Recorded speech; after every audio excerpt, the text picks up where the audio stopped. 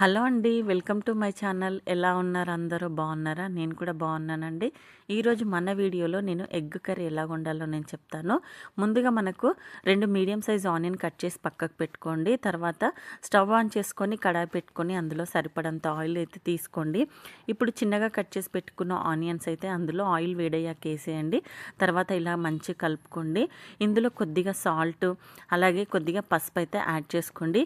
ఈ కర్రీ మనకు టమాటా కర్రీ ఎట్లా మనం దగ్గరికి వండుకుంటామో అట్లా అవుతుందండి. అంటే ఎక్కువ గ్రేవీ కాకుండా కొద్ది కర్రీతోనే రైస్ తినేలాగా, అంటే మనకు కర్రీ కొద్దిగా అయినా ఎక్కువ అన్నంలో కలుపుకునేటట్టు అవుతుంది అనమాట ఈ కర్రీ.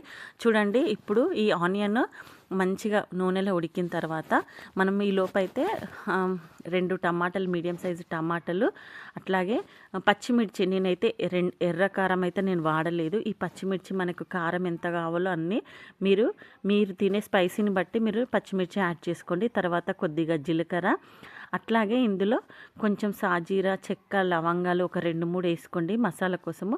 ఒక 8 నుండి 10 పల్లీలు, ఎక్కువ కాదు, కొన్ని పల్లీలు వేసుకోండి. తర్వాత కొద్దిగా పుదీనా అయితే కడిగి ఇందులో యాడ్ చేసుకోండి. చూడండి, ఇట్లా మిక్సీ పట్టుకోండి. తర్వాత చూడండి, ఆనియన్ మనకు మొత్తం ఉడికిపోయింది నూనెలో. ఇప్పుడు ఈ మనం మిక్సీ పట్టుకున్న దాన్ని ఇందులో యాడ్ చేయండి. చూడండి, మనకు ఎట్లా వచ్చిందో, చిక్కగా వచ్చింది కదా. ఇప్పుడు ఇది బాగా కలిపిన తర్వాత మనకు ఉడికితే చూడండి, ఇట్లా ఆయిల్ పైకి వస్తుంది కదా. మనం మిక్సీ పట్టిన టమాటా పచ్చివాసన అయితే పోతుందన్నమాట. ఇట్లా ఆయిల్ పైకి వచ్చేంత వరకు అయితే వేయించండి. తర్వాత చూడండి, 2 కానీ 3 బగారా ఆకులు వేసుకోండి. మనం అనుకుంటాం కానీ ఏ ఇంగ్రీడియంట్ యాడ్ చేసినా దాని స్పెషాలిటీ బట్టి మనకు కర్రీ టేస్ట్ వస్తుందన్నమాట. నేను ప్రాక్టికల్గా చేసి మీకు చెప్తున్నాను. చూడండి, ఇట్లా మనకైతే దగ్గరికి అయిపోయింది కూర. ఇప్పుడు మనము ముందుగా చింతపండు రసం అయితే నేను ఒక చిన్న కటోర తీసుకున్నాను.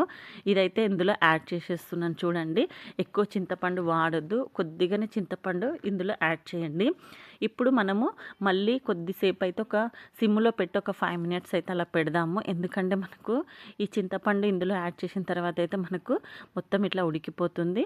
ఇప్పుడు మనము ముందుగా ఉడకబెట్టుకొని కట్ చేసుకున్న ఎగ్స్ ఉంటాయి కదా, అవైతే ఇందులో యాడ్ చేసుకోండి.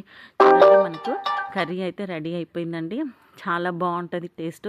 ఇది చపాతీలో కానీ వేడి వేడి రైస్లో కానీ చాలా బాగుంటుందండి. ఇది చాలా తొందరగా అయిపోతుంది. ఒక 10 మినిట్స్లో ఈ కర్రీ అయితే మనకు రెడీ అయిపోతుందండి. పిల్లలు ఆకలేస్తుంది అని అంటే మనం తొందరగా వండి వాళ్ళకి పెట్టవచ్చు. చాలా ఇష్టంగా కూడా తింటారు కదా. చూడండి, మనకైతే ఎగ్ కర్రీ రెడీ అయిపోయింది. కర్రీ చాలా బాగా వచ్చింది కదా. ఎక్కువ గ్రేవీ లేకుండా ఇలా మొత్తం కర్రీ మొత్తం ఇట్లా మన టమాటా కర్రీ అయితే మనం దగ్గరికి ఎలా వండుతామో అలా వచ్చింది. నేను ఎక్కువగా ఇట్లా మనకు ఎక్కువ గ్రేవీ లేకుండా వండుకుంటే కొద్దిగా కర్రీతోనైనా మనం రైస్ తినేయచ్చు అనమాట. ఇప్పుడు ఇది పిల్లలు చాలా ఇష్టంగా తింటారు. వాళ్ళ కోసమే నేను స్పెషల్గా వండినాను. మీరు ఈ వీడియో కనుక నచ్చినట్లయితే లైక్ చేయండి, షేర్ చేయండి, సబ్స్క్రైబ్ చేసుకోండి. మా ఛానల్ని ఫస్ట్ టైం చూస్తున్నట్లయితే ప్లీజ్ సబ్స్క్రైబ్ చేసుకోండి. మీరు సపోర్ట్ చేయండి. మీరు లైక్ చేయడం వల్ల నా వీడియో మరికొంతమంది సజెషన్లోకి వెళ్తుందనమాట. కనీసం కొత్తగా వంటలు నేర్చుకునే వాళ్ళకన్నా వీలవుతుంది కదా నా వీడియో. అట్లా నేను చేస్తున్నాను. చూడండి, రైస్లోకి అయితే ఎలా ఉందో, చాలా చూస్తుంటేనే నాకు యమ్మీ అనిపిస్తుంది. Thanks for watching. బాయ్ అండి.